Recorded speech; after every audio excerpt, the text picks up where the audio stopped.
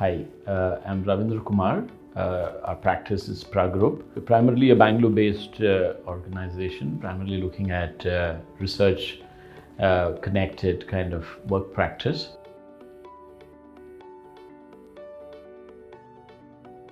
The clients were pretty clear from day one because they've lived in many parts of the world, and there was an aspirational connect to make it into a new world, new age home, but it had to in some way be rooted to the planet where they came from.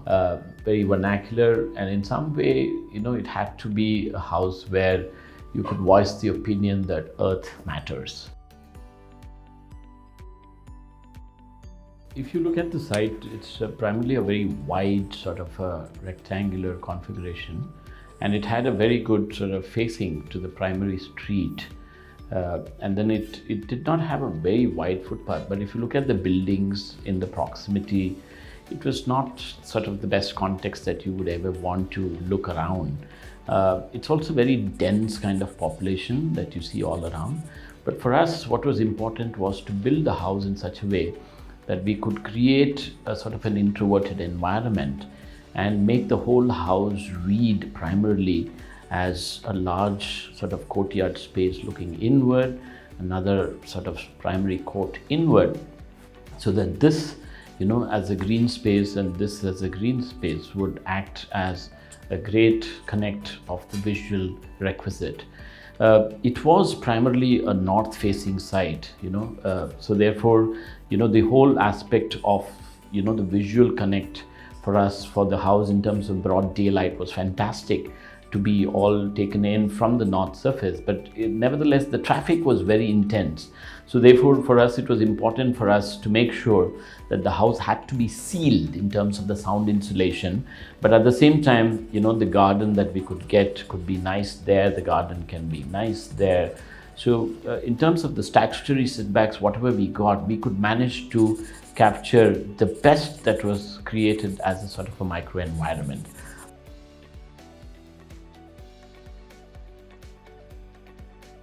One aspect of the whole house was the section. I think for us in making any home, the section sort of experience of the house becomes very, very important. From the landscape, you sort of arrive into the porch space, and then you are in the entrance vestibule, and the vestibule extends with a little bit of the court space and the temple precinct, and then the bedroom.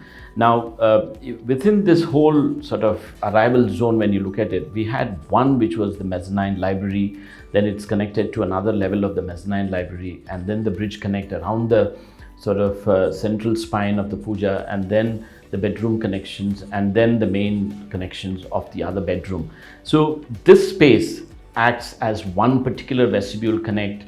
This space acts as another vestibule connect, and the walkway spaces acts as another vestibule connect. And all this is housed with one large sort of vertical, horizontal slab with a sort of a skylight sitting there. And this is again landscaped on the top. So that therefore this slab and this slab articulated makes these particular aspects of the house, sort of very, very haptic. So therefore for us, making the house is not just about the horizontal or the three-dimensional visual experience of the space, but how does the section work? How does it help air to move? A lot of invisible things, such as how does the light sort of come as an extra sort of added wedge line as a shelf? How does it make the room spaces absolutely vibrant and bright? That matters. And the spaces that we have as volumes, the visual connect of the people, what they see as they stand, as they walk, or as they move becomes also very, very important. If you look at the primary requisites of the house, there was one which was a kind of a public space sort of arena where they would meet people.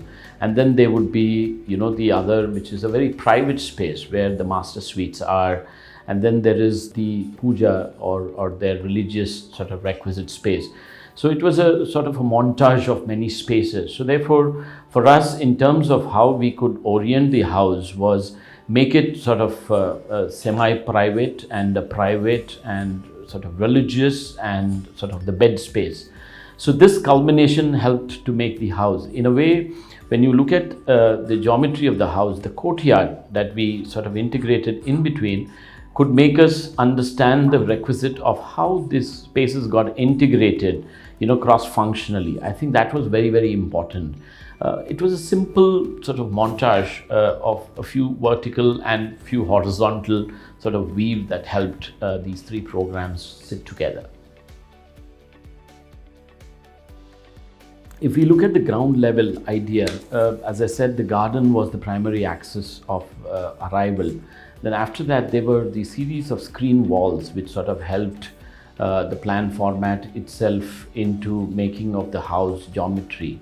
So which means to say that you have one which was the space of kitchen, this was the living space, and then you had the primary staircase and the arrival experience, and then a sort of an atrium space which is also where the puja was primarily located, and this was just a residue space, and the big sort of courtyard which was facing to the northern edge line. So this had a lot of garden and the whole park space available, plus the long sort of rectangle here added to form the master suite, with a cluster of toilets there, and again the dining court where this was the dining space and this became the dining area.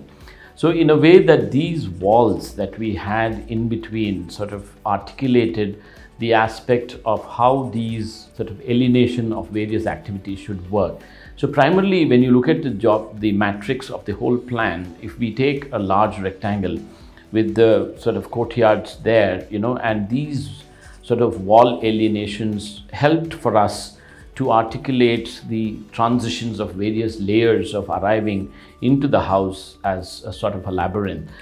It was also very important not to make it very linear, because that would also destroy the aspect of sequencing. So there must be a sort of a wedge line of arrive and you surprise, you arrive and you surprise. I think that play is fun for the house.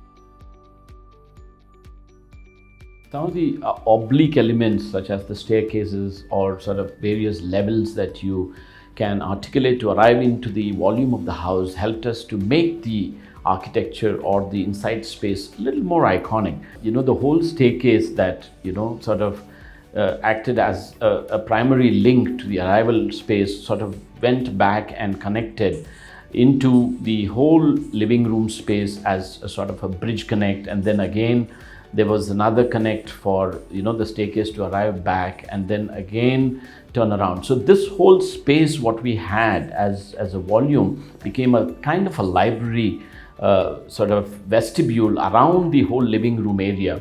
So this act of moving around the house sort of helped people to sort of articulate and understand what that atrium space of the living, the two bedrooms on the top, the one bedroom on the ground, the guest space, all would get connected not just by having a direct vestibule space but more a circumambulatory idea within the house.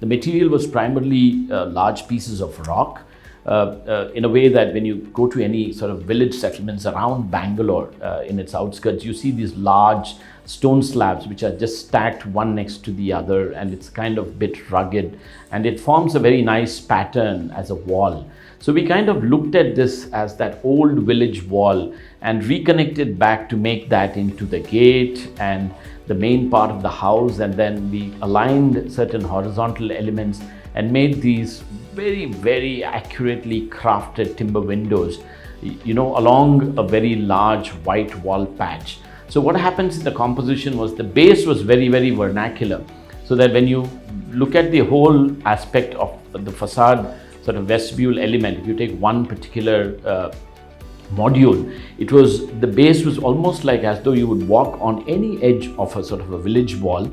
But then when you turn around and look at the window patterns and so the window cubicles that would elevate itself as projected spaces out of the white wall area, it would act as that urban setting with picturesque sort of pop-outs to the street.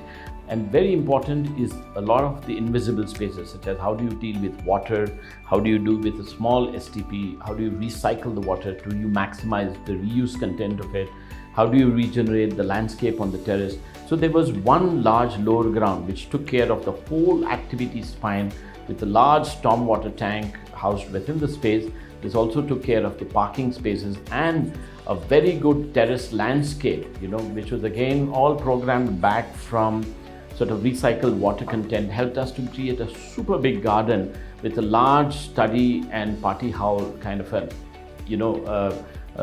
arena space extending towards the terrace line. This not only insulated a lot of heat ingress into the particular aspect of the house, but thermally sort of contained it, so that the green aspect of the house was the service engineering, which was all passive. How do you make the house architecture with materiality plus the way you articulate the spaces be accurate to the weather, respond to the sun, respond to the rain and water intelligently? That makes the house super nice.